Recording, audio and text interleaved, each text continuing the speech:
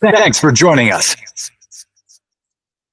Talkline Network Radio, America's longest-running Jewish broadcast network, the voice of the Jewish community. Welcome to the podcast. You are now tuned in to this episode of our podcast. Today, we are going to interview some of the greatest and most influential minds in our field. And now, please welcome your host.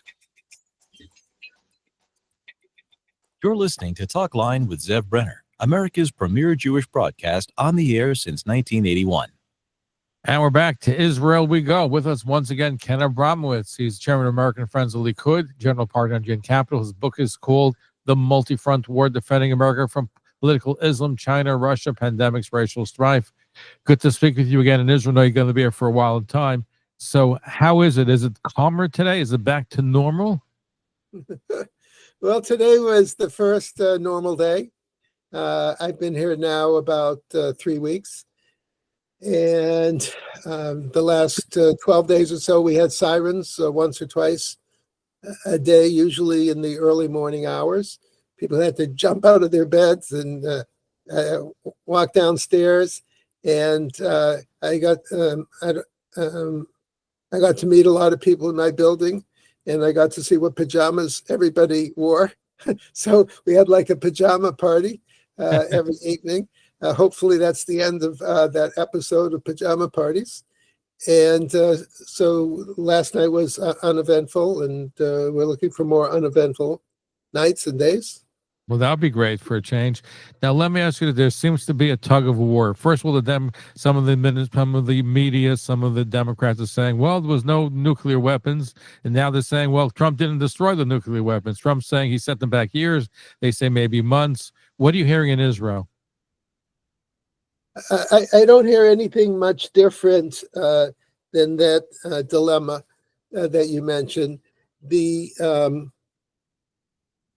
Look, it's traditional for the opposition party to denigrate whoever is the leader, and that's what they do. But it's not the big issue, because America can blow it up again, and Trump publicly said, if I have to, if they're doing something more with nuclear weapons, I'll blow it up again. So Iran, in its current configuration, run by what I call an Islamo-Nazi death cult, Iran's going to get blown up all the time. It's just a question of, should it be on a continuous basis, or will it be like an extended ceasefire? But it's just a question of time till they get blown up again. The only issue is who's blowing them up. I don't think Trump is going to do it again. Well, Trump is saying, basically, if they do anything on the nuclear field, I'm blowing it up. If it's non-nuclear, that's up to Israel, with my advice, but it's up to Israel. Well, I guess time will tell, even though I believe the big danger is North Korea, because they've been supplying their Iranians. They're under the radar screen, but I think they're a terrible, terrible instrument in helping Hezbollah, Iran. They built the tunnels, they built the missiles, the ballistic missiles. But I think people are breathing a sigh of relief right now in Israel, from what you're saying. Yes. The big controversy is over the ceasefire. Why did President Trump call the ceasefire so quickly after 12 days? He could have waited a week or 2 or 3. What was the rush? And so there's a lot of discussion about that. Did he make a mistake, or did he know some things that we don't know? Remember, by definition, he knows more than we know. And so did he get threats from the Chinese? Did he get threats from Qatar? I guess time will tell. Yeah, we'll find out. Personally, by the way, I hate to give President Trump advice, because he got 77 million votes and I got no votes. So we didn't run. I know I didn't run, but still, no one voted for me, and 77 million people voted for Trump. So he has a little bit of a head start over me. And but personally, I would have let Israel destroy Iran. When you have an enemy this evil, you have to punish them beyond belief. just like we did in World they're War going II. to they're going to rebuild again, and they're going to Yeah, go. this was a World War II setting, and we blinked. Western civilization blinked, and you shouldn't blink at times like this. Before I let you go, your reflections on the upset primary in New York, where Mamdani, who's pro-Palestinian, pro-Hamas, anti-Israel, is the leading candidate to become the next mayor of New York, winning the Democratic primary over Cuomo and others. Yeah, it's a sad situation. He shouldn't have been allowed to run. You cannot. But you can't stop him. He's assemblyman. He's allowed. Anybody could run. Well, you just discussed the problem.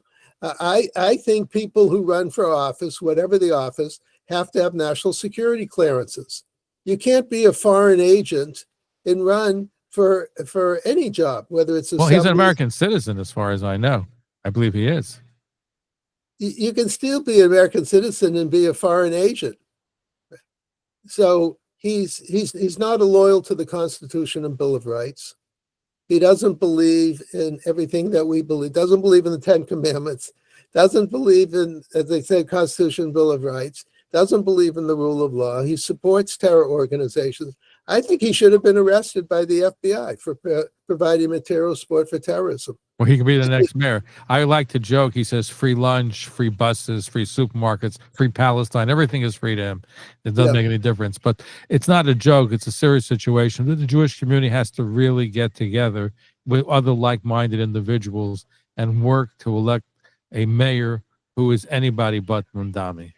Well, I think we have to change our rules for all elected officials. They all have to pass national security clearances. That's one of the big failings of our system, is we don't require national security clearances for public office. And that, having failed to do that, I think the FBI should have stepped in and arrested him. Well, then the question is, what else can we do? I mean, I hear what you're saying. There is no nationality test under free speech.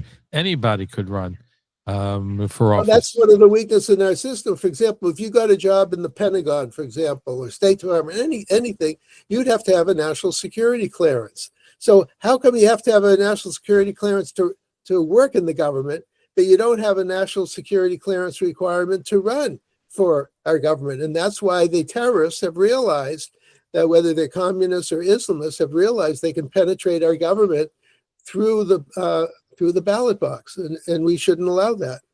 Interesting perspective. As always, when you're running for office, I'm sure you'll pass security clearance. Yeah.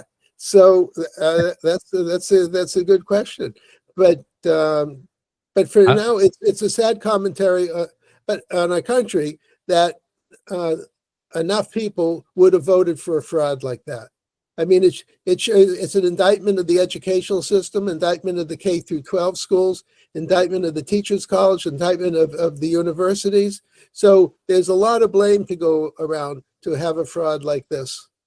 Ken Abramowitz, Chairman of American Friends Likud, author of The Multi-Front War. Thank you for joining us.